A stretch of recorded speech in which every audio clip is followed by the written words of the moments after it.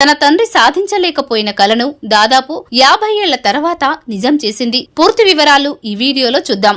ముద్రా గరైలా చిన్నప్పటి నుంచి చదువులో ప్రతిభ చూపింది. ఉత్తరాఖండ్లోని కర్ణప్రయాగకు చెందిన వారి కుటుంబం ప్రస్తుతం ఢిల్లీలో స్థిరపడింది. ముద్ర 10వ తరగతిలో 96%, 12వ తరగతిలో 97% మార్కులు సాధించింది. దేశపు తొలి మహిళ ఐపీఎస్ అధికారి కిరణ్ బేడి ఆమె ప్రతిభను గుర్తించి గౌరవించారు. ఆ తరువాత ముంబైలో బీడీఎస్ చేసి గోల్డ్ మెడల్ గెలుచుకుంది.